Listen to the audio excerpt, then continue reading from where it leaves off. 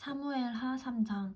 사울의 집안과 다윗의 집안 사이의 싸움은 오랫동안 계속됐습니다. 다윗 집안은 점점 더 강해졌고 사울 집안은 점점 더 약해졌습니다. 헤브론에서 다윗이 낳은 아들들은 이렇습니다. 그의 맏아들은 이스라엘 여인 아히노암이 낳은 암논이고, 둘째는 갈멜 사람 나발의 아내였던 아비가일이 낳은 길르압이고, 셋째는 그술 왕 달메의 딸 마아가가 낳은 압살롬이고, 넷째는 핫깃의 아들 아도니아이고, 다섯째는 아비달의 아들 스바랴이고, 여섯째는 다윗의 아내 에글라가 낳은 이드르암입니다.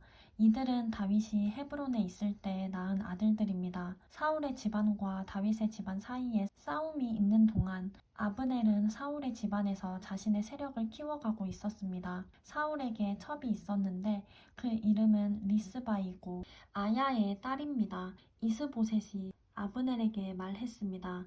어떻게 내 아버지의 첩과 잠자리를 같이 할 수 있소? 그러자 아브넬은 이스보셋의 말에 몹시 화를 내며 대답했습니다. 내가 유다의 개의 머리인 줄 압니까?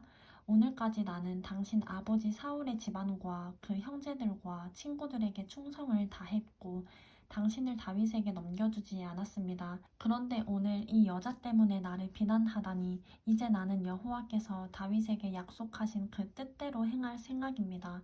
내가 그렇게 하지 않는다면 하나님께서 이 아브넬에게 심한 벌을 내리고 또 내리셔도 좋습니다.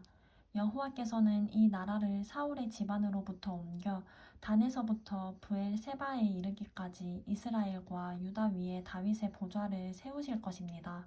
이스보셋은 아비넬이 두려워 더 이상 대꾸하지 못했습니다. 아브넬은 곧 심부름꾼들을 다윗에게 보내 말했습니다. 이 땅이 누구의 것입니까? 나와 조약을 맺읍시다. 내가 당신을 도와 온 이스라엘을 당신에게 돌려드리겠습니다. 다윗이 말했습니다. 좋다. 내가 너와 조약을 맺겠다. 그러나 조건이 하나 있다. 내가 나를 보러 올 때 사울의 딸 미가를 먼저 데려오지 않고서는 내 얼굴을 보지 못할 것이다. 그러고 나서 다윗은 사울의 아들 이스보셋에게 심부름꾼들을 보내 이렇게 말했습니다. 내 아내 미가를 주시오. 그녀는 내가 블레셋 사람 100명의 포피를 대가로 바치고 결혼했던 사람이오. 그러자 이스보셋은 사람을 보내 미가를 라이스의 아들인 남편 발디엘에게서 데려왔습니다. 남편은 바후림까지 울며 아내를 따라왔지만 아브넬이 그에게 그만 집으로 돌아가라고 말하자 그는 되돌아갔습니다. 아브넬이 이스라엘 장로들과 상의했습니다. 당신들은 전부터 다윗을 왕으로 삼기를 원했습니다. 여호와께서는 이미 오래전부터 다윗에게 내 종 다윗의 손으로 내가 내 백성 이스라엘을 블레셋 사람들의 손과 그 모든 원수들의 손에서 구해낼 것이다 하고 약속하셨으니 이제 그렇게 하십시오. 아브넬은 베냐민 사람들에게도 그렇게 말했습니다. 그러고 나서 그는 이스라엘과 베냐민 온 집안이 좋게 생각한다는 것을 다윗에게 전하기 위해 헤브론으로 떠났습니다. 아브넬이 그의 부하 20명과 함께 헤브론에 있는 다윗에게 가니 다윗은 아브넬과 그의 부하들을 위해 잔치를 베풀어 주었습니다. 아브넬이 다윗에게 말했습니다. 내가 일어나 당장 가서 내 주인 왕을 위해 온 이스라엘을 불러 모아 왕과 조약을 맺도록 하겠습니다. 그러면 왕이 원하시는 대로 모두 다스릴 수 있을 것입니다.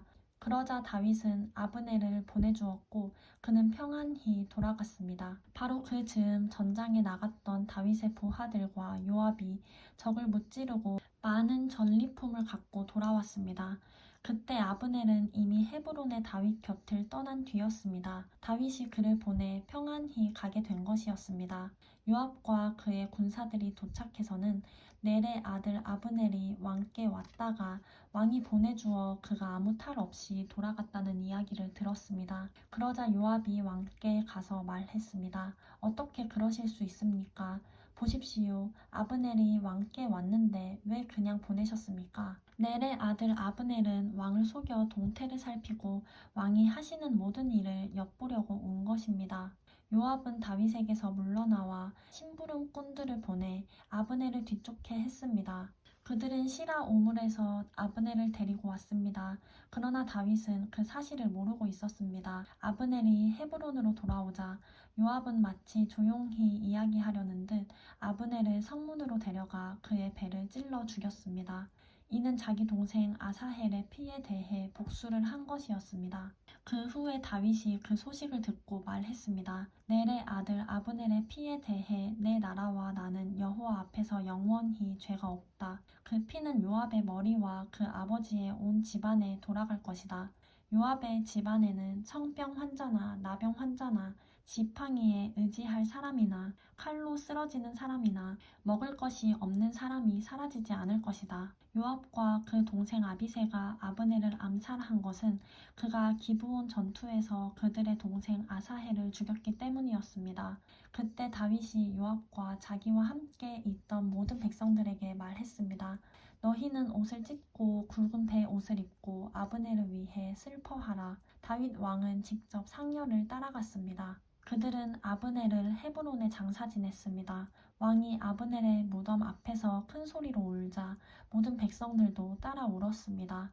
다윗 왕은 아브넬을 위해 이런 슬픈 노래를 지어 불렀습니다.